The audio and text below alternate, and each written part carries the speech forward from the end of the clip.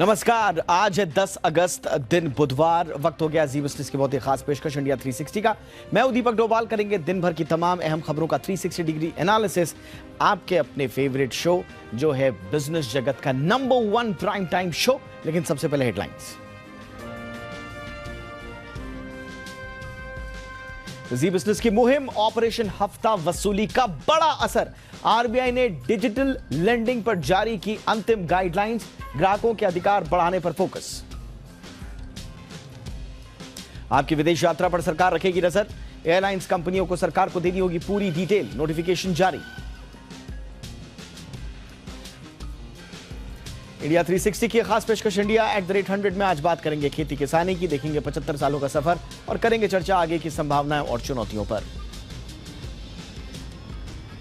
दिन भर छोटे दायरे में रहा बाजार। निफ्टी 17,500 और सेंसेक्स 58,800 के पार सपाट बंद। आईटी और पीएसयू शेयरों ने बनाया दबाव। 2G इथेनॉल प्लांट का पीएम ने किया उद्घाटन। मुफ्त की राजनीति पर किया बड़ा प्रहार। कहा कुछ लोग राजनीतिक स्वार्थ के लिए अपना रहे शॉर्टकट्स। शपथ के बाद पीएम मोदी के इशारों में नीतीश कुमार का बड़ा हमला। बोले जो 2014 में आए वो 2024 तक टिक नहीं पाएंगे। और नुपुर शर्मा को सुप्रीम कोर्ट से बड़ी राहत। कोर्ट ने दिल्ली ट्रांसफर की नुपुर की तमाम एफआईआर। गिरफ्तारी पर जारी रहेगी रोक।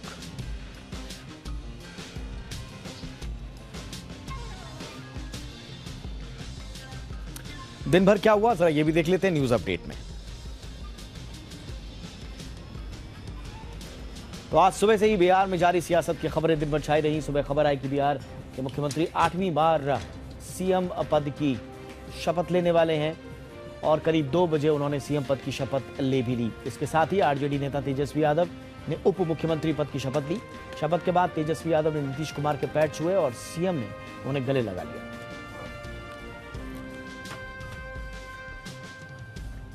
दोपहर के करीब प्रधानमंत्री नरेंद्र मोदी का एक बयान हर टेलीविजन चैनल की सुर्खियां बन गया।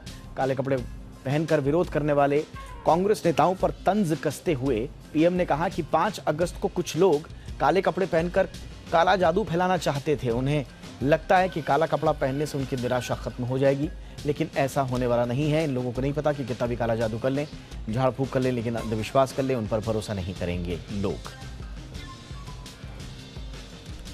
बीजेपी की पूर्व प्रवक्ता नुपुर शर्मा को सुप्रीम कोर्ट से बड़ी राहत मिली है। जस्टिस सूर्यकांत और जस्टिस जेबी पारदीवाला की बेंच ने नुपुर के खिलाफ तमाम केस दिल्ली ट्रांसफर करने का आदेश दे दिया है। अदालत ने कहा कि अब दिल्ली पुलिस ही सभी मामलों की जांच करेगी। सुप्रीम कोर्ट के जस्टिस यू ललित देश के 49वें प्रधान न्यायाधीश नियुक्त किए गए हैं। सरकार ने इस बारे में नोटिफिकेशन जारी कर दिया है। सीजीआई एनवी रमन्ना ने उनके नाम की सिफारिश की थी। जस्टिस ललित सुप्रीम कोर्ट के सबसे सीनियर जज हैं। शपथ लेने के बाद जस्टिस ललित भारत के 49वें मुख्य न्यायाधीश होंगे।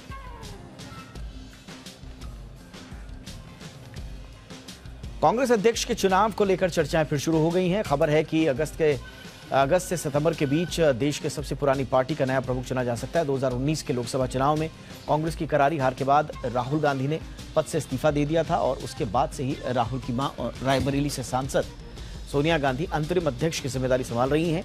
इधर लंबे समय से गैर गांधी को भी कांग्रेस प्रमुख बनाए जाने की मांग जोर पकड़ रही है। कांग्रेस नेता प्रियंका गांधी वाड्रा फिर से कोरोना संक्रमित हो गई हैं। इसकी जानकारी उन्होंने ट्वीट करके दी है। उन्होंने बताया कि उनकी कोरोना जांच रिपोर्ट पॉजिटिव आई है। वो आइसोलेशन में है और सभी प्रोटोकॉल्स का ध्यान रख रही हैं।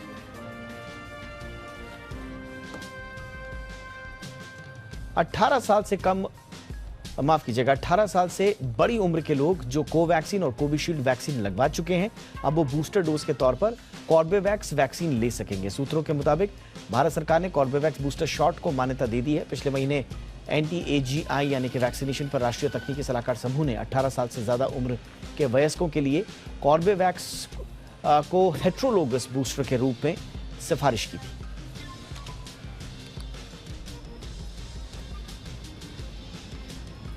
शुरू करते हैं आज की कवर स्टोरी।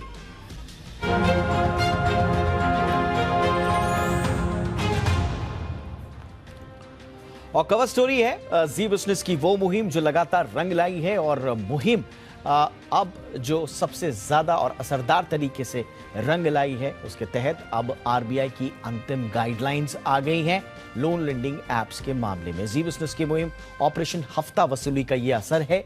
डिजिटल लेंडिंग पर आरबीआई ने अपनी अंतिम गाइडलाइंस जारी कर दी हैं। गाइडलाइंस में ग्राहकों के अधिकारों पर ज्यादा फोकस किया गया है। इसके साथ ही रेगुलेटेड संस्थाओं को ही डिजिटल लोन बांटने की अनुमति दी गई है। इसके साथ ही आरबीआई ने डेटा सुरक्षित रखने का जिम्मा लेंडर पर डाल दिया है। लोन की सारी जानकारी क्रेडिट इन्फो कंपनियों को दी जाएगी और ग्राहकों को सभी खर्चों की जानकारी भी दी जाएगी। मेरे साथ मेरे सहयोगी और इस पूरे मसले में लगातार नजर रख रहे ब्रिजेश कुमार भी जुड़ चुके हैं। ब्रिजेश जी, एग्जैक्टली इन गाइडलाइंस का अगर सार निकालने की कोशिश की जाए तो क्या कहती है ये गाइडलाइंस की कहानी? गाइडलाइंस मेनली 3 चीज़ों पर फोकस करती है। एक तो ये है कि जो भी खर्चे हैं, जो भी ग्राहक को लोन लेने पर जो भी खर्चा होगा वो ट्रांसपेरेंट तरीके से पता चल सकेगा कि आखिर खर्चा कितना है उसको हो रहा है, लोन की कॉस्ट कितनी है।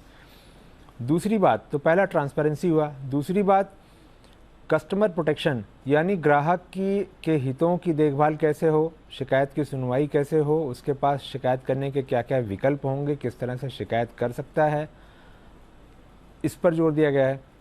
तीसरा और जो सबसे महत्वपूर्ण बात है वो ये है कि उसका डेटा जो ये ऐप्स लेते हैं उस डेटा का दुरुपयोग नहीं होने पाए, इस पर फोकस किया गया है। और ये सुझाया गया है कि कुछ सीमित डेटा ही ग्राहकों से लिया जाए, ना कि जिस तरह से एक चलन है कि कुछ भी डेटा जो नहीं भी चाहिए वो भी डेटा ग्राहक का ले लिया जाए। तो ये मुख्य बात हुई। अब मैं इसको विस्तार से समझाता हूँ। ये कहा गया है कि जो लोन बांटा जाएगा, लोन बांटने से पहले की फैक्ट स्टेटमेंट होगा जहाँ पर सालाना ब्याज दर लिखी होगी, प्रोसेसिंग फीस लिखी होगी और दूसरे जो खर्चे हैं वो सारे लिखे होंगे। उनको पढ़ने, लिखने और समझने के बाद अगर ग्राहक को लगेगा कि उसे लोन लेना चाहिए, उसके बाद ही लोन के करार पर वो दस्तखत करेगा। पहले नहीं होता था क्या? पहले ये देगा नहीं, ट्रांसपेरेंसी नहीं होती थी। 40% तक ब्याज लिया जाता था, 12% तक जो है वो क्या कहते हैं प्रोसेसिंग फीस ली जाती थी और पेनल्टी तो कितनी भी ले सकते थे। जैसे कि 5,000 रुपये का अगर लोन है तो पता चले कि उसको 5 लाख बनाने की कोशिश की जाती थी कि इतनी वसूली कर ली जाए। तो बेसिकली लोन देने से ज़्यादा वो वसूली का एक जरिया जो है बनता जा रहा था हाल के दिनों में। अच्छा, एक चीज़ मुझे बताइए, आप बार बार शब्द का इस्तेमाल कर रहे हैं रेगुलेटेड। अब ये बताइए, रेगुलेटेड पर तो पहले से शायद ये संभवतः काफ़ी हद तक ये गाइडलाइंस ऑलरेडी लागू भी होती हैं। सवाल ये था कि जो अनरेगुलेटेड हैं, और आरबीआई बार बार यही कह रहा था रजिस्टर्ड नहीं है, अनरेगुलेटेड नहीं है, वही लोग ज़्यादा प्रॉब्लम कर रहे हैं। उनका कई नाम है, उन पर कोई उनकी आइडेंटिफिकेशन के लिए, उनको दूर रखने के लिए कोई गाइडलाइन में प्रावधान? उनके लिए ये कहा गया है क्योंकि अनरेगुलेटेड, देखिए रेगुलेटेड और अनरेगुलेटेड का फ़र्क क्या है। रेगुलेटेड जब हो या तो आरबीआई के दायरे में है या फिर किसी दूसरे रेगुलेटर के दायरे में है, ठीक है। अगर अनरेगुलेटेड है तो वो किसी के दायरे में नहीं है, इसका मतलब ये हुआ। तो उसके लिए ये सुझाया गया है कि सरकार इसको लेकर के कोई कानून लाए और इस तरह से जो अनरेगुलेटेड किस्म के एप्लीकेशन से डिजिटल लेंडिंग प्लेटफॉर्म्स हैं उनको बंद किया जाए। साथ ही राज्यों के साथ जो कोऑर्डिनेशन कमेटी की मीटिंग होती है जिसमें रिजर्व बैंक के अधिकारी होते हैं, इसके अलावा पुलिस के अधिकारी होते हैं, दूसरी और जो सरकारी राज्य सरकार और केंद्र सरकार की एजेंसियां हैं उनके अधिकारी होते हैं और हर राज्य में ये बैठक होती है। तो उन बैठकों में जो ये अनऑथराइज्ड डिजिटल लेंडिंग एप्लीकेशंस हैं इनको रोकने के लिए चर्चा की जाए और दृढ़ता से काम किया जाए। जो लोकल पुलिस है वो ये देखे कि क्या कहीं उसके इलाके में इस तरह की गतिविधियां चलाने के लिए क्या कोई कॉल सेंटर तो नहीं चल रहा है, कोई माफिया या कोई गिरोह तो ऐसा नहीं काम कर रहा है जो लोगों को छोटे लोन बांट करके और बड़ी रकम उनसे वसूलना चाहता है या उनको ब्लैकमेल करना चाहता है। साथ ही जो साइबर सिक्योरिटी एजेंसीज हैं वो भी इसमें इफेक्टिवली इस्तेमाल हों और वो इस चीज़ को रोकें। साथ ही जो रजिस्ट्रार ऑफ कंपनीज हैं जिनका काम कंपनियों को रेगुलेट करना है, तो अगर कहीं कोई शेल कंपनी बनाकर या कुछ और तरीके से इसको चला रहा है तो उसको भी किस तरह से रोका जाए। तो कुल मिलाकर ये सुझाव है कि ये सिर्फ रिजर्व बैंक का ही काम नहीं है बल्कि अनऑथराइज्ड एप्लीकेशंस को रोकने के लिए मल्टीपल एजेंसीज के काम करने की जरूरत है। ठीक है, हमारे साथ इस वक्त fintech association for consumer empowerment के फाउंडर डायरेक्टर मधु एकम्बरम भी जुड़ चुके हैं। मधु जी, स्वागत है आपका। इन्हीं गाइडलाइंस की अपेक्षा आप भी कर रहे थे? Very much Deepak ji. तो पहली बात मैं ये बोलना चाहता हूँ कि मैं काफी आभारी हूँ जी बिजनेस का, जिन्होंने पिछले 2 साल से कस्टमर को जागरूक किया है फेक लोन्स एप्स के ऊपर। और इसके लिए मैं फिर से आप लोगों को धन्यवाद देना चाहता हूँ। अब रही ये गाइडलाइंस का, गाइडलाइंस में काफी कुछ चीजें ऐसे आए हैं जहाँ पे जो आम आदमी है या जो अपना एनफोर्समेंट एजेंसीज जैसे पुलिस और साइबर सेल है, जो अभी फेक एप्स को वो लोग डिटेक्ट कर सकते हैं। देखिए, 2-3 चीजें यहाँ पे इस गाइडलाइंस में आ चुका है। एक चीज ये है कि अभी अगर कोई भी ऐप अगर लेंड कर रहा है तो उसको अपना एनबीएफसी का नाम या बैंक का नाम बताना जरूरी है। अगर वो बता नहीं रहा है तो इट इज वेरी क्लियर कि वो एक इलीगल ऐप है। अब सेकेंड चीज ये है कि वो एनबीएफसी या बैंक उनका वेबसाइट पे वो ऐप का नाम डालना जरूरी हो गया है, ये गाइडलाइन हो गया है।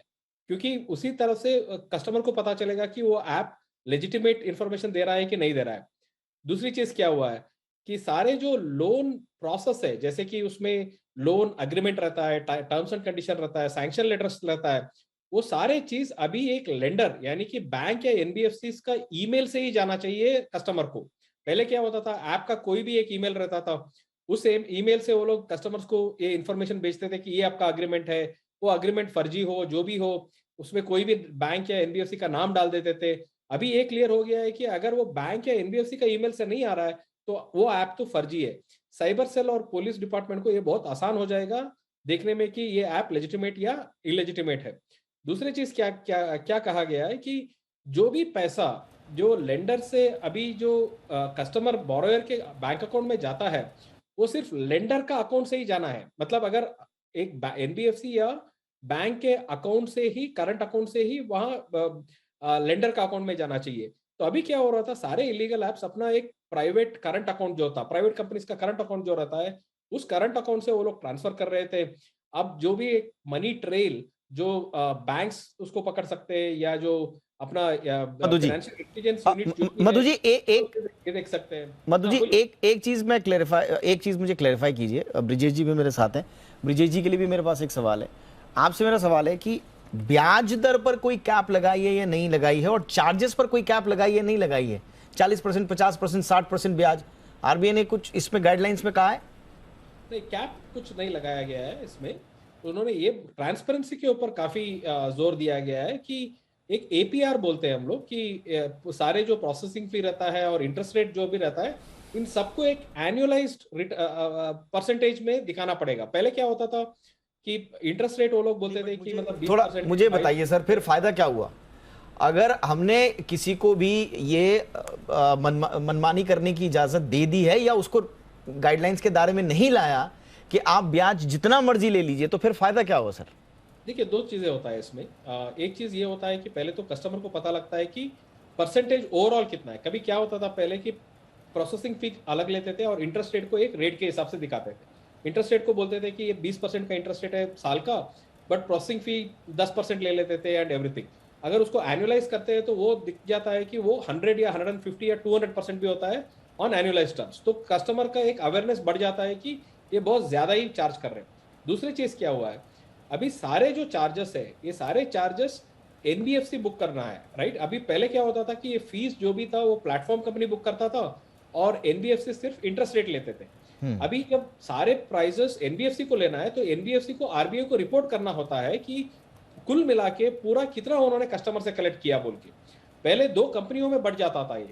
तो जब एनबीएफसी रिपोर्ट करता था तो इसमें लगता था कि ये बैच तो बहुत कम है, बट अभी जब एनबीएफसी सब कुछ रिपोर्ट करना है तो आरबीआई ठीक को तो सर, ये पता लग जाएगा। मैं जरा क्विकली मैं आऊंगा सर इस पे, क्योंकि अभी इस पे सवाल मेरा बाकी है कि अगर आरबीआई को रिपोर्ट भी कर रहे हैं और कह रहे हैं कि हम 40%, 45%, 50% ब्याज ले रहे हैं, तो क्या आरबीआई ऐसा होने देगा?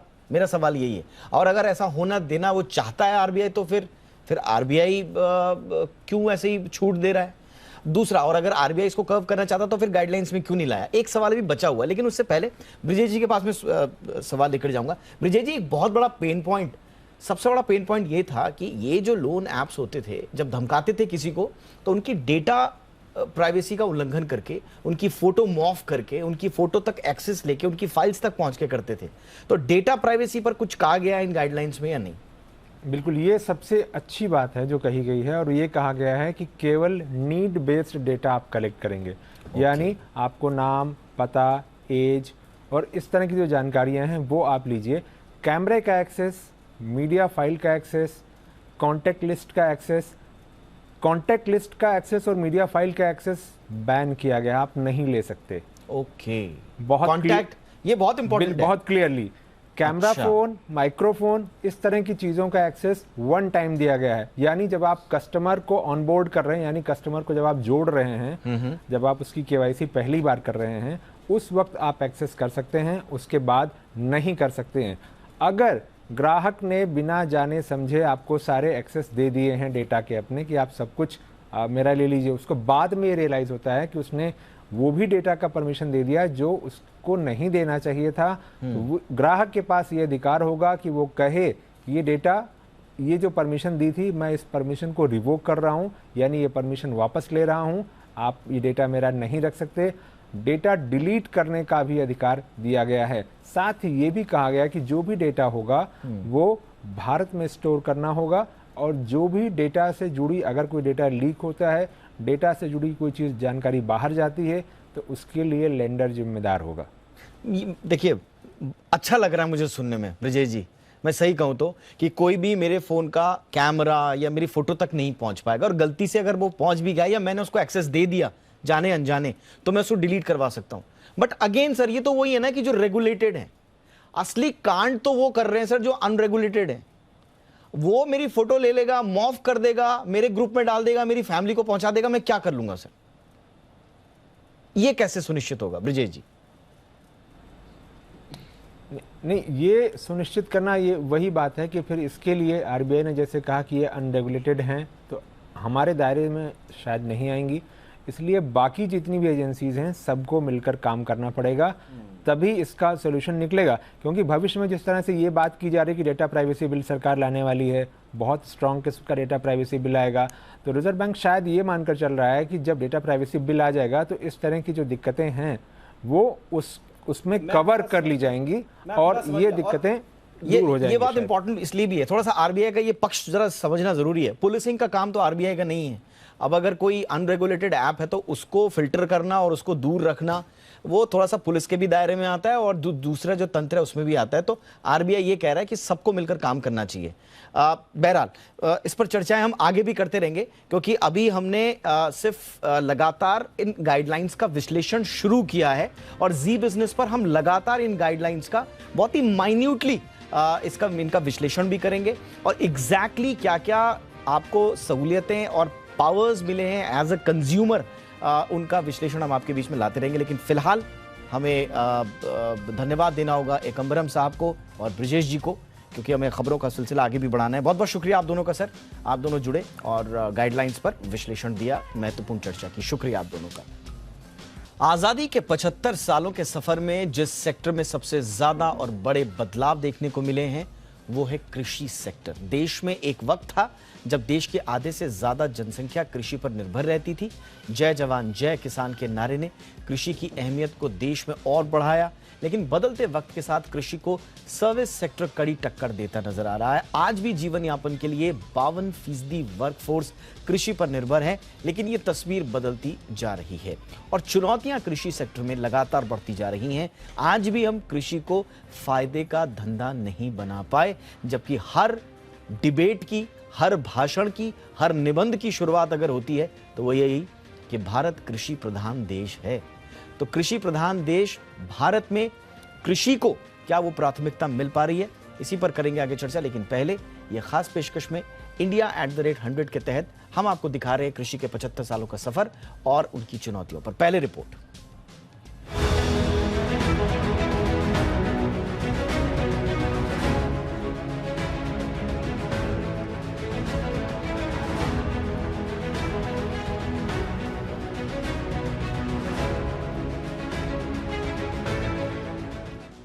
अगस्त 1947 देश को आजादी मिली, लेकिन उससे ठीक पहले बंगाल में भीषण अकाल पड़ा था, जिससे 20 लाख से ज्यादा लोगों की मौत हुई थी। यानी आजाद भारत के सामने सबसे बड़ी चुनौती थी लोगों को 2 जून की रोटी मुहैया कराने की। तब हमारी आबादी करीब 35 करोड़ थी, आज के 125 करोड़ का सिर्फ 25%। लेकिन अनाज का उत्पादन इतना नहीं था कि सभी लोगों का पेट भरा जा सके। उस समय देश की जनसंख्या वृद्धि दर खाद्यान्न उत्पादन की वृद्धि दर से अधिक थी। 1950-51 में देश में खाद्यान्नों का कुल उत्पादन 5.1 करोड़ टन था, जो आज यानी 2021-22 में 31.5 करोड़ टन रहा है। आजादी के वक्त देश की ज्यादातर आबादी खेती पर ही निर्भर थी। 1950-51 में देश के जीडीपी में खेती की हिस्सेदारी 54% थी, जो गिरकर 2021-22 में करीब 18% रह गई है। हालांकि इस दौरान कृषि उत्पादन में जमकर बढ़ोतरी हुई है। आजादी के शुरुआती सालों में देश की स्थिति शिप टू माउथ वाली थी, यानी विदेशी जहाजों से भारत में अनाज उतरता था तो लोगों की थाली में भोजन पहुंचता था। 75 साल में भारत अनाज का इंपोर्टर की जगह आज दुनिया भर का पेट भरने की स्थिति में है। आज सरकारी गोदामों में 331 लाख टन गेहूं का और 311 लाख टन चावल का भंडार है। सवाल उठता है, ये बदलाव कैसे आया? इसकी वजह रही कृषि सेक्टर पर सरकार का फोकस। पहली 2 पंचवर्षीय योजनाओं में सिंचाई क्षेत्र के विस्तार और उर्वरकों का उत्पादन बढ़ाने पर जोर दिया गया।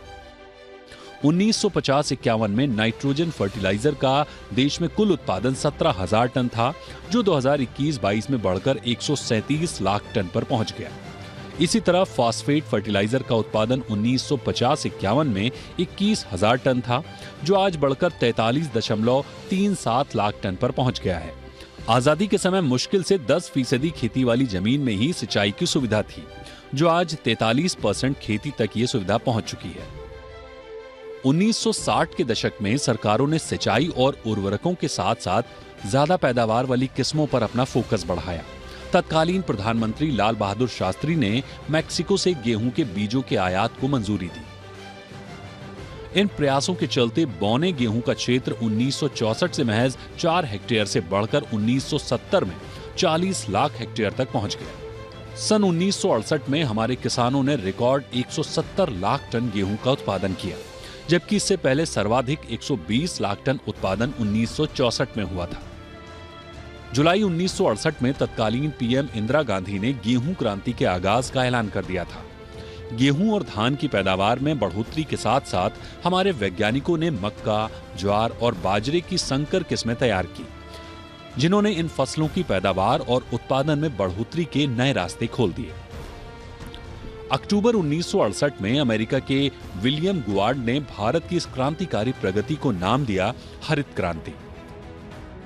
हरित क्रांति के बाद दुग्ध के क्षेत्र में देश को आत्मनिर्भर बनाने के लिए 1970 में श्वेत क्रांति की शुरुआत की गई। डॉक्टर वर्गीज कुरियन को इस क्रांति का जनक माना जाता है। आज हम दुग्ध उत्पादन में पूरी दुनिया में नंबर 1 हैं। इसी तरह मछली उत्पादन बढ़ाने के लिए 1985 से 1990 के बीच ब्लू रेवोल्यूशन यानी नीली क्रांति की शुरुआत हुई। तिलहन उत्पादन बढ़ाने के लिए पीली क्रांति की शुरुआत हो गई। भविष्य की ओर देखते हुए भारतीय कृषि की संभावनाएं उत्पादन में वृद्धि पर टिकी हुई है। उदाहरण के तौर पर चीन में खाद्यान्न की पैदावार 5,332 किलोग्राम प्रति हेक्टेयर है, जबकि भारत में ये 1,909 किलोग्राम प्रति हेक्टेयर है। इस भारी अंतर को पाटने के लिए तुरंत अभियान छेड़ने की जरूरत है। भविष्य में पर्यावरण भी भारत के कृषि क्षेत्र के लिए बड़ी चुनौती साबित हो सकता है। भूजल के अत्यधिक दोहन और खारापन बढ़ने की वजह से हरित क्रांति के गढ़ रहे पंजाब, हरियाणा और पश्चिम यूपी भीषण पर्यावरण संकट झेल रहे हैं। अगर ग्लोबल वार्मिंग की वजह से औसत तापमान 1 से 2 डिग्री सेल्सियस बढ़ता है तो उससे भी ये क्षेत्र बुरी तरह से प्रभावित होगा। पर्यावरण के खतरों से निपटने में जलवायु अनुरूप खेती कारगर साबित होगी। हालांकि कृषि क्षेत्र की तमाम उपलब्धियों के बावजूद नौजवानों को खेती की तरफ आकर्षित करना और उन्हें खेती में रोके रखना एक बड़ी चुनौती बन गया है। एनएसएसओ का सर्वे बताता है कि अगर आजीविका का कोई दूसरा जरिया हो तो 45% किसान खेती छोड़ना पसंद करेंगे। 1991 के आर्थिक सुधार का असर कृषि सेक्टर पर उतना नहीं पहुंचा जितना पहुंचना चाहिए था। यानी अब कृषि सेक्टर को नए सुधार की जरूरत है, ताकि भारत जब अपना 100वां आजादी दिवस मनाए तो भारतीय किसानों की तूती पूरी दुनिया में बोल रही हो। ब्यूरो रिपोर्ट, जी बिजनेस। और विस्तार से चर्चा अब इस मुद्दे पर करते हैं। दो खास मेहमान इस वक्त हमारे साथ जुड़ चुके हैं। मेरे साथ हैं वर्षा सिंचित क्षेत्र प्राधिकरण के CEO doctor Ashok Dalvi. Dalvi sir, बहुत बहुत स्वागत है आपका। और ईवाई इंडिया में गवर्नमेंट और पब्लिक सेक्टर के लीडर अमित वात्सायन हमारे साथ जुड़ चुके हैं। अमित जी, आपका भी बहुत बहुत स्वागत है।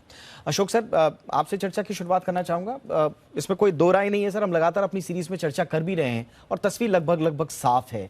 पिछले 75 सालों में economy, quality of living, infra, health, education, कई अमूलचूल परिवर्तन हमने देखे हैं सर।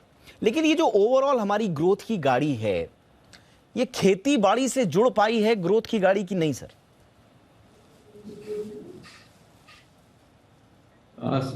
सॉरी, और एक बार थोड़ा पूछेंगे? यस सर, हमारी जो ओवरऑल ग्रोथ रही है पिछले 75 सालों में, इसमें खेती बाड़ी की जो भूमिका होनी चाहिए थे कृषि की, क्या वो देख पा रहे हैं आप, या हम कहीं चूके हैं सर?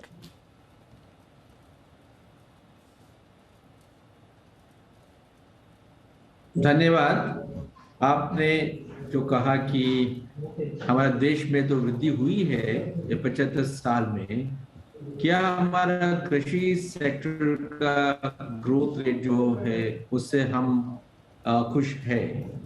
जरूर, मैं भी मानता हूं कि पिछले 75 साल में जो डेवलपमेंट हुई है ये बहुत आशादायक रहा है और एक पूरा दुनिया में मैं समझता हूं एक फायदामंद क्षेत्र रहा है।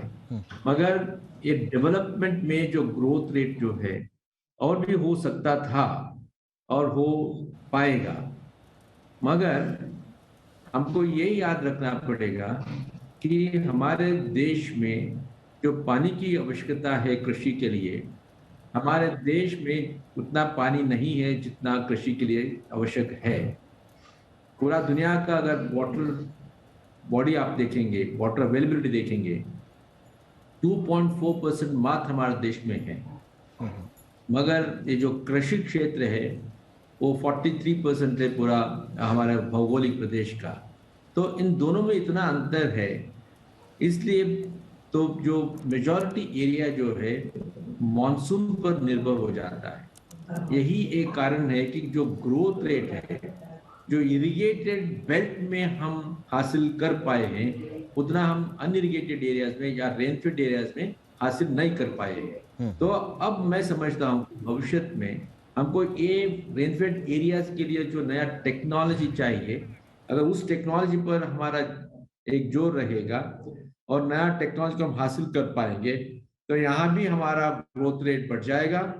और जो एवरेज ग्रोथ रेट लगभग 3 या 4% रहा है, ऐसा भी साल है जहाँ 6% तक हमने पहुंचा है, मगर ये संभव है कि अब हम 6% को टारगेट कर सकते हैं। ठीक सर। और दूसरी बात ये है, और एक बात कहूंगा मैं, कि हमारा live stock sector, horticulture sector, fishery sector है जो पिछले 10 साल से इनमें ज्यादा बढ़ोतरी हम देख रहे हैं। हाँ। क्रॉप सेक्टर के तुलना में अगर इन सेक्टर पर हमारा ज्यादा एम्फोसिस रहेगा, मैं मानता हूं यहाँ तो 8, 9, 10% तक भी ग्रोथ रेट का पोटेंशियल इस सेक्टर में है। अगर क्रॉप सेक्टर के साथ हमको जोड़ देंगे तो निश्चय हम भी 6% या 7% तक हम पहुंच पाएंगे। ये संभव भविष्य में हो सकता है। एब्सोल्युटली। अब मैं अमित आपके पास आना चाहूंगा। देखिए, अब तुलना करेंगे आंकड़ों की तो बहुत है, हमने अपनी रिपोर्ट में भी दिखाया और ग्राफिक्स में भी चल रहा है। 1950 के दशक में जीडीपी में कृषि का योगदान जो 50% से ज्यादा था, वो अब 14-15 के आसपास, 16-17 के आसपास अटका हुआ है। और आप जॉब्स दे रहे हो 60% लोगों को, आपकी लाइवलीहुड टिकी हुई है 60% में। ये जो इतना बड़ा गैप है, ये आज भी क्यों बरकरार है? और क्या कृषि का इस एंगेजमेंट के साथ हम विश्व गुरु या डेवलपिंग नेशन से डेवलप्ड नेशन हम कभी बन पाएंगे? धन्यवाद। बहुत अच्छा सवाल है। मैं हमेशा मानता हूं कि कृषि सिर्फ एक बिजनेस और व्यवसाय का एरिया नहीं है, ये एक बहुत बड़ा जीविकोपार्जन का भी मुद्दा है। और कहीं पे भी हम किसी भी देश में इसकी अगर बात करें, और जिस देश में ये जब बदलाव आया है कृषि क्षेत्र से इंडस्ट्रियल क्षेत्र की तरफ जाने का, तो वो एक इंटरजेनरेशनल समय होता है। तो हालांकि आपका कहना सही है कि अभी हमारे यहाँ हम कह सकते हैं कि कृषि में जितने अभी लेटेस्ट आंकड़ों के हिसाब से देखें तो लगभग 50% पॉपुलेशन डिपेंडेंट है।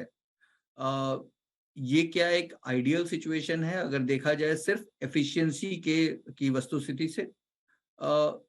तो उसमें तो हम बहुत अधिक इम्प्रूवमेंट कर सकते हैं और मेरे ख्याल से किया जा रहा है।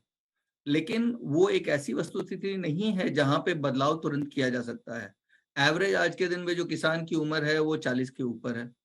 अगर हम उनको उनको अगर बोलेंगे कि व्यवसाय परिवर्तन करना है, कृषि के और क्षेत्रों में जाना है या कुछ और जगहों पे जो ग्रामीण विकास का कार्य कर रहे हैं, तो उसके लिए उनकी जो स्किलिंग है, रीस्किलिंग है, वो जो बदलाव है, वो समय लेता है।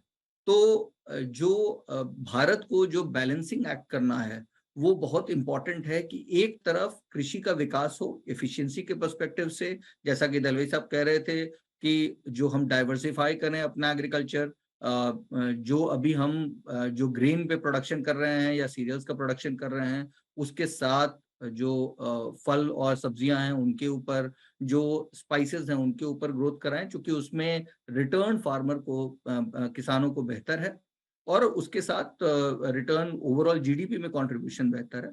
और उसके साथ हमें एक बैलेंसिंग एक्ट भी करना है जिसमें जो अभी किसान जो 50% जो पॉपुलेशन है डिपेंडेंट, उनके लिए कौन से रास्ते बनेंगे।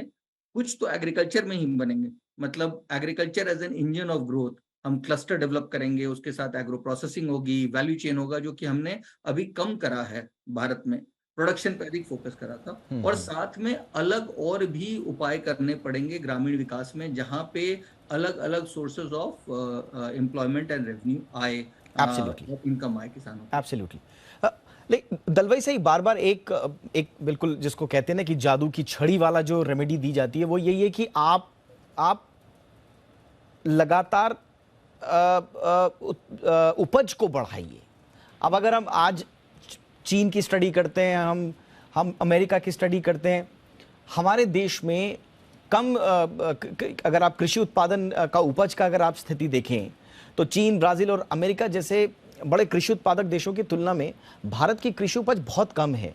प्रति हेक्टेयर अगर आप देखेंगे तो 5,500 किलो चीन उत्पादित कर रहा है 1 हेक्टेयर में, और हम जो है वो 2,000 किलो के आसपास ही उत्पादित कर रहे हैं।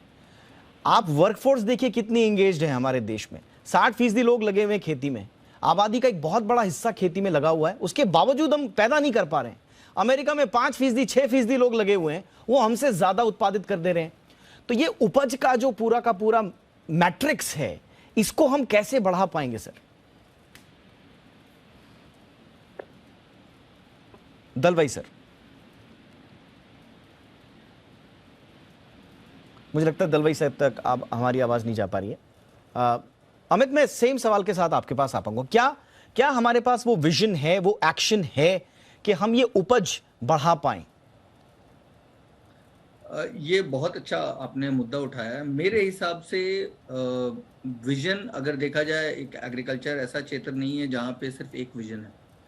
यहाँ पे किसानों का विजन है, एग्री बिजनेस का विजन है, एग्रीकल्चर यूनिवर्सिटीज का विजन है, स्टेट का विजन है और सेंटर का भी विजन है। अगर इन सबको जोड़ के देखा जाए, as a practitioner in this space, मुझे लगता है कि चाहत तो है, लेकिन उसको उस रास्ते को पार करने के लिए हमें अलग अलग दिशाओं में कदम बढ़ाने पड़ेंगे। और उसमें जो सबसे इम्पोर्टेंट चीज है वो है पार्टनरशिप, जो हमारे शिक्षण संस्थान में, हमारे जो प्राइवेट सेक्टर है, हमारे किसानों में और हमारे पॉलिसी मेकर्स में, इन चारों के जुड़ाव से और एक साथ सोच करके ही ये बात आगे बढ़ सकती है। अगर मैं आपको उदाहरण दूं तो प्रोडक्शन का जो रिसर्च एंड डेवलपमेंट में जो हमारा इन्वेस्टमेंट है, आईसीआर इंस्टीट्यूशंस में कमाल की रिसर्च की गई है। लेकिन अगर हम अमेरिका देखें, वियतनाम देखें, हम यूके देखें, तो वहाँ पे जो जुड़ाव रहता है, जो शिक्षण संस्थान है और जो प्राइवेट सेक्टर का है और जो किसानों का है, एक साथ जुड़ के सोचते हैं हम कैसे प्रोडक्टिविटी बढ़ाएं, और ताकि उसमें कमर्शियल वायबिलिटी रहे फार्मर के लिए भी और जो प्राइवेट सेक्टर है उसके लिए भी। तो ये अगर हम साथ में इन पार्टनरशिप को बिल्ड करें, इसके साथ एक और फंडामेंटल इशू है डेटा का, कि आज के दिन में किसान को मार्केट से क्या चाहिए और मार्केट को किसान से क्या चाहिए, इसके ऊपर भी काफी कार्य करना है ताकि जो विजन है वो एक्शन में बदलाव लाया जा सके। एब्सोल्युटली। और दलवाई सर, जो अमित जो बात कह रहे हैं वो बहुत इंपॉर्टेंट है, लेकिन हमें एग्रीकल्चर सेक्टर में सर टैलेंट की आवश्यकता होगी। अगर हमें इनोवेशन लाना है, डेटा ड्रिवन टैलेंट को हमको एंगेज करना पड़ेगा। इंडियन यूथ का क्या माइंडसेट है कि वो खेती की तरफ जाए? कितने हमारे स्टार्टअप्स हैं जो एग्रीकल्चर से जुड़े हुए हैं और उनमें नया टैलेंट आ रहा है या प्राइवेट इन्वेस्टमेंट आ रहा है? प्राइवेट इन्वेस्टमेंट की जब भी हम बात करते हैं तो कृषि एक अजीबोगरीब राजनीतिक अखाड़े में तब्दील हो जाता है, जिसमें हमारे पास दो बड़े अजीबोगरीब तर्क होते हैं। अब कॉन्टैक्ट खेती की हम बात करें, ये सारी चीजें क्या इतना बड़ा रोड़ा पैदा कर रही हैं? हम सब हमारी आंखों के सामने हो रहा है, ये कैसे दूर होगा सर? टैलेंट कैसे आएगा? प्राइवेट इन्वेस्टमेंट कैसे आएगा? कैसे हम यूथ को कृषि ओरिएंटेड बना पाएंगे? आप मुझे पूछ रहे हैं? यस सर दलवाई सर, आपके लिए। यस, आप ठीक कह रहे हैं कि टेक्नोलॉजी बहुत आवश्यक है और टेक्नोलॉजी को बढ़ाने के लिए अब जो अलग अलग नए स्कीम शुरू किया गया है। जब टेक्नोलॉजी की बात करते हैं दो प्रकार के होते हैं, एक मैकेनिकल या हार्ड टेक्नोलॉजी एग्रीकल्चर के साथ जुड़ा हुआ, और दूसरी बात है डिजिटल टेक्नोलॉजी। दोनों पर हमारा अब बहुत एम्फोसिस है। ये जो एग्रीकल्चर टेक्नोलॉजी है, अब agriculture technology particularly high value agriculture की ओर हमारी लक्ष्य रहा है, जैसे horticulture, life stock, aquaculture etcetera. तो क्रॉप सेक्टर में भी आजकल climate resilient, climate smart agriculture को हम अपना रहे हैं। तो हम पिछले 10 साल से देख रहे हैं कि हमारा प्रोडक्टिविटी में बहुत सुधार हुई है, और इसके साथ डेटा ड्रिवन एग्रीकल्चर जो आवश्यक है, जैसे डिजिटल टेक्नोलॉजी है, डिजिटल टेक्नोलॉजी के साथ geo spatial technology, remote sensing, drone technology, अब इन सब के लिए गवर्नमेंट का स्कीम है, प्रोग्राम है, उसके साथ स्किल डेवलपमेंट प्रोग्राम है। तो जरूर अब हम यही देख रहे हैं कि यूथ भी इसकी ओर उनका थोड़ा लक्ष्य बढ़ रहा है। मगर हमको, क्योंकि हमारे कुछ स्ट्रक्चरल वीकनेसेस हमारे देश में, मतलब पर हेक्टेयर होल्डिंग बहुत कम है, तो अगर हम चाहेंगे कि स्केल्स ऑफ इकोनॉमी को यहाँ इंफ्यूज करना है, तो नेचुरली हमको लैंड लीज और कॉन्ट्रैक्ट फार्मिंग को प्रमोट करना पड़ेगा। तो मैं मानता हूँ अगर स्टेट वाइज अपना कॉन्ट्रैक्ट फार्मिंग पे ऊपर उनका थोड़ा प्रमोशन एनवायरनमेंट रहेगा, तो नेचुरली ये फार्मर प्रोड्यूसर्स ऑर्गेनाइजेशन हो, कॉन्ट्रैक्ट फार्मिंग हो, ये सब संभव हो पाएगा। और इसके साथ जो डिजिटल टेक्नोलॉजी के लिए आजकल स्टार्टअप्स हम देख रहे हैं, एग्रीकल्चर मैक्सिमम स्टार्टअप जो हम देखते हैं कि एग्रीकल्चर के साथ जुड़ा हुआ है। अच्छा। तो मैं मानता हूँ कि टेक्नोलॉजी बहुत आवश्यक है, और टेक्नोलॉजी से हमारा कॉस्ट ऑफ प्रोडक्शन कम हो जाएगा, हमारा स्मार्ट एग्रीकल्चर हो पाएगा, प्रिसीजन एग्रीकल्चर हो पाएगा, और मोर इम्पोर्टेंट जो फार्म गेट को मार्केट के साथ जोड़ने के लिए जो एग्री लॉजिस्टिक्स आवश्यक है, प्रोसेसिंग आवश्यक है, और ऑनलाइन ट्रेड प्लेटफॉर्म आवश्यक है, ये सब धीरे धीरे हो रहा है। तो नेचुरली जो पिछले 5 साल में विशेषकर हम देख रहे हैं कि ये यूथ का थोड़ा आकर्षण इस कृषि की ओर हो रही है, तो मैं मानता हूं कि हो जाएगा। ठीक है सर। दलवाई सर, मैं आश्वस्त हूं आप जो बात कह रहे हैं, और जिस प्रोजेक्शन के साथ कह रहे हैं कि मैं आश्वस्त हूं कि फ्यूचर हमारा ठीक है। लेकिन इसी के बारे में अमित, कुछ दिनों पहले मेरी बात हो रही थी, एक किसान से बात हो रही थी, हमने कहा कि भाई सरकार तो बहुत कुछ कर रही है आपको मार्केट से जोड़ने के लिए। तो उन्होंने एक जवाब दिया मुझे, उन्होंने कहा देखिए मार्केट से तो हमको जोड़ देगी सरकार, कोई दिक्कत नहीं है, दिक्कत ये है कि मार्केट तक पहुंचते पहुंचते जो कमर हमारी टूट जाती है उसका ख्याल कोई नहीं रख रहा है। आपने मार्केट का रास्ता दिखा दिया, मार्केट का पता भी बता दिया, लेकिन वो मार्केट का रास्ता कितना पथरीला है इस पर ध्यान नहीं दिया। खेती की लागत बढ़ रही है, बीज के लिए, खाद के लिए, जुताई के लिए लेबर चाहिए, बिक्री के लिए हर जगह पैसा चाहिए, और इसके लिए इसमें सबसे ज्यादा बड़े किसानों को तो हम फिर भी कहते हैं कि चलो वो कर लेंगे। जो छोटा किसान है वो सोच रहा है कि हम मजदूरी कर लेंगे साहब, लेकिन ये किसानी हमसे नहीं हो पाएगी। तो ये, और एनएसएसओ का सर्वे भी था अमित, जिसमें कह रहे थे कि अगर मौका मिले तो 40% लोग कृषि से जुड़े हुए हैं वो आज कृषि छोड़ दें अपनी, वो मजबूरी में कर रहे हैं। तो ये जो परिस्थितियां उत्पन्न हुई हैं, ये आज तो उत्पन्न नहीं हुई हैं, इनके पीछे का एक बहुत बड़ा बैकग्राउंड में, उन पे मैं नहीं जाता, लेकिन क्या अब दिशा जो हमारी है उस राह में क्या ये मनस्थिति, ये सेंटिमेंट चेंज होता हुआ आप देख रहे हैं? तो देखा जाए, मैं एक कदम पीछे लेकर के इसके ऊपर बात करना चाहूँगा। कृषि में दो चीज़ें, और मिनिस्ट्री को भी इसी नाम से बुलाया जाता है कि कृषि और जो किसान का वेलफेयर है, दोनों, फार्मर वेलफेयर दोनों। मेरा मानना है कि अगर हम सिर्फ डेटा को देखें, और जो एनएसएसओ का जो डेटा भी बता रहा है कि, और दूसरे कंट्रीज में भी हुआ है कि धीरे धीरे हमारे जो कृषि पे जो अभी जो निर्भरता है, जो नंबर ऑफ पॉपुलेशन है, वो धीरे धीरे डिक्रीज करेगी, क्योंकि यूथ भी, जो लार्ज स्केल में यूथ है, आप देख रहे हैं पलायन हो रहा है शहरों की तरफ। और अगर हम अगले 25 साल की बात करें तो ऑलमोस्ट 50% आधी हो जाएगी हमारी पॉपुलेशन, अभी करंट स्टैटिस्टिक्स को सिर्फ देखें बिना किसी और लेंस लगाए हुए। तो उस अवस्था में मेरा मानना है कि हमें जो फार्मर वेलफेयर है उसको एक तरफ से देखना है हमें, कि भाई हम जो हमारे किसान हैं, जो अभी जो आप एनएसएसओ डेटा बता रहे हैं कि जो 40 साल 45 साल के हैं, 50 साल के हैं, उनका हम वेलफेयर कैसे देखें। क्योंकि अगर हम उनसे बोलते हैं कि आप 1 एकड़ या आधे एकड़ पे जाके आप और प्रोड्यूस कीजिए, कर सकते हैं, और उससे कुछ उनको आएगा भी। और जैसा दलवाई सर बोल रहे हैं, एफपीओ जब जुड़ेंगे तो एग्रीगेटर भी होगा और मार्केट का रास्ता प्रशस्त होगा। लेकिन लॉन्ग टर्म के हिसाब से हमें ये देखना है कि अगर हम इस इकोनॉमी को ग्रो कर रहे हैं, तो चाहे न्यूजीलैंड को देखिए, वियतनाम को देखिए, तो उन लोगों ने फार्मर वेलफेयर प्रोग्राम बहुत स्पेसिफिकली टारगेट किए विथ डेटा, ताकि फार्मर को सपोर्ट मिले, चाहे वो इनकम सपोर्ट की बात करें हम, या और एक तरफ WTO का भी इशू है कि भारत जाकर के कंसिस्टेंटली सब्सिडी के वातावरण में नहीं रह सकता है। तो फार्मर वेलफेयर एक तरफ बहुत सही तरीके से सोचना है, और उसके लिए मैं फिर से कह रहा हूं कि पहले तो डेटा भी नहीं था कि भाई फार्मर कौन है, अब तो धीरे धीरे वो बिल्ड हो रहा है। और दूसरे तरफ हमें देखना है कि एग्रीकल्चर की इफिशियंसी कैसे बढ़े। जो आप कह रहे हैं यूथ, तो मेरे हिसाब से अगर हम एग्रीकल्चर में थोड़ा, मैं आपको कुछ प्रोजेक्शंस के बारे में बोलना चाहूंगा कि एक तो है कि हम लोग ऑलरेडी देख रहे हैं कंजम्पशन में हेल्दी और डाइवर्सिफाइड फूड पे कंजम्पशन हो रहा है। दूसरा हम देख रहे हैं प्रोटीन रिच फूड की तरफ कंजम्पशन हो रहा है। तीसरा हम देख रहे हैं कि नेचुरल ऑर्गेनिक खाने की तरफ, और फ्रूट्स एंड वेजिटेबल्स पे। इन सबों को आगे बढ़ाने के लिए एक्वापोनिक्स, हाइड्रोपोनिक्स, अलग अलग तरीके के एग्री स्टार्टअप ऑलरेडी आगे आ रहे हैं। हमें इनको भी साथ में बढ़ावा देना है। और तो और देखिए, ऐसी अब खेती हो रही है जहाँ पे जमीन की जरूरत नहीं पड़ी है, पानी में हो रहा है, जो एक्वापोनिक्स की बात है।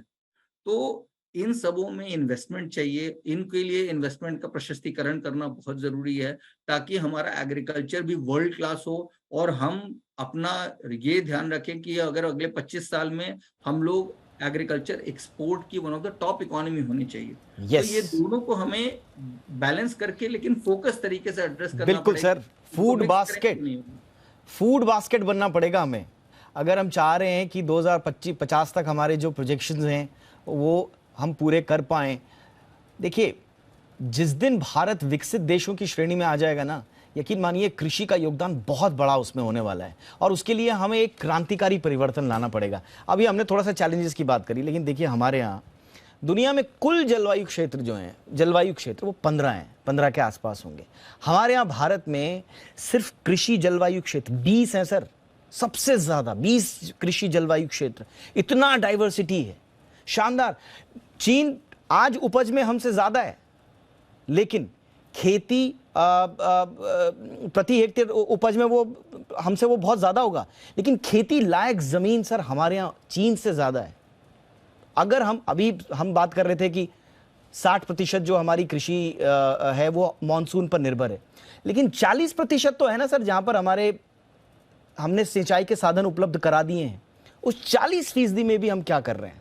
तो इन सब चीज़ों पर, इन पैरामीटर्स पर जब हम बहुत माइन्यूटली ऑब्जर्व करके आगे बढ़ेंगे, तो मुझे लगता है कि एक विकसित देश बनने में कृषि का योगदान बहुत इंपॉर्टेंट होगा। और हमारे यहाँ तो कहा भी जाता है, बहुत पुरानी कहावत है, उत्तम खेती मध्यम बान करे चाकरी अधम समान।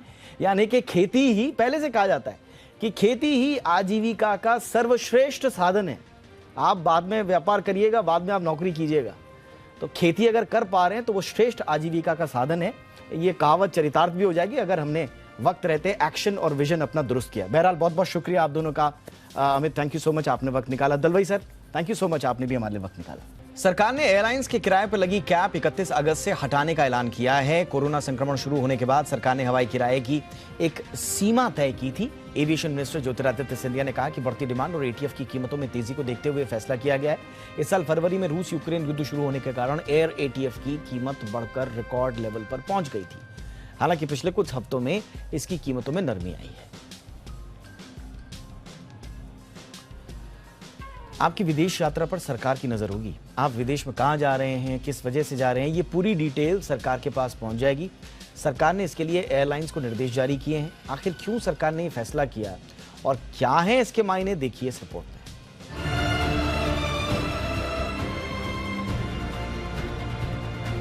आप विदेश घूमने जा रहे हैं या फिर किसी काम से, अब सरकार को आपके विदेशी दौरे की हर एक बात पता होगी। सरकार ने इस संबंध में एयरलाइन कंपनियों को नोटिफिकेशन भी जारी कर दिया है। एयरलाइंस को विशेष फॉर्म के जरिए यात्रा, destination, PNR, payment mode, luggage, passport, gender आदि की जानकारी देनी होगी। नोटिफिकेशन के मुताबिक एयरलाइंस सरकार से यात्रियों की डिटेल साझा करेंगी। एयरलाइंस को एजेंट्स की भी जानकारी देनी होगी। ये सभी जानकारी यात्रा से 24 घंटे पहले NCTCP यानी national custom targeting centre passengers के साथ साझा करनी होगी। दरअसल NCTCP CBIC के अधीन सरकार का विभाग है। नोटिफिकेशन में जानकारियां 5 साल तक सुरक्षित रखने का प्रावधान भी किया गया है। हालांकि यात्रियों की जो भी जानकारी होगी उसे गोपनीय रखा जाएगा।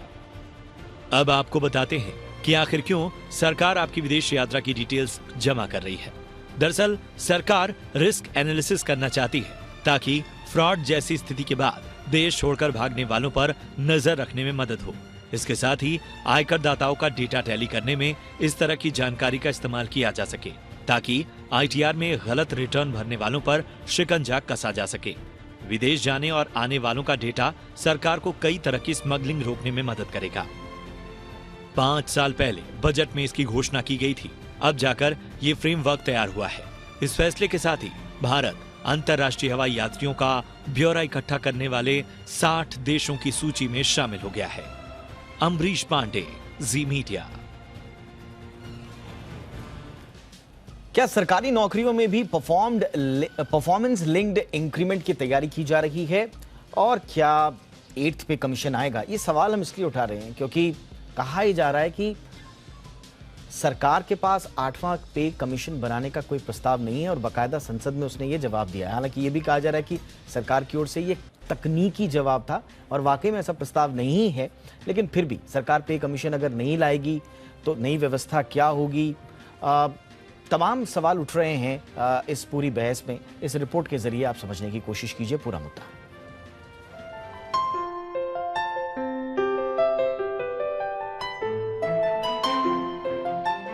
सरकारी नौकरी यानी बेफिक्री की नौकरी, ये हम नहीं कह रहे, बल्कि सरकारी नौकरी वालों को लेकर अधिकांश लोगों की कुछ ऐसी ही धारणा है। लेकिन सरकार अब लोगों की सोच को बदलने की तैयारी में दिख रही है। उन केंद्रीय कर्मचारियों को अब तवज्जो मिलेगी जो अपनी नौकरी और जिम्मेदारियों की फिक्र करते हैं, यानी परफॉर्मेंस के आधार पर सैलरी और प्रमोशन। चौंकिए नहीं, आने वाले दिनों में ये बात हकीकत में बदल सकती है, क्योंकि सरकार ने 8वें वेतन आयोग को लेकर साफ कह दिया है कि ऐसा कोई प्रस्ताव सरकार के पास विचाराधीन नहीं है। हालांकि सरकार ने यह भी कहा है कि केंद्रीय कर्मचारियों को तय समय पर मिलने वाले महंगाई भत्ते पहले की तरह ही मिलते रहेंगे।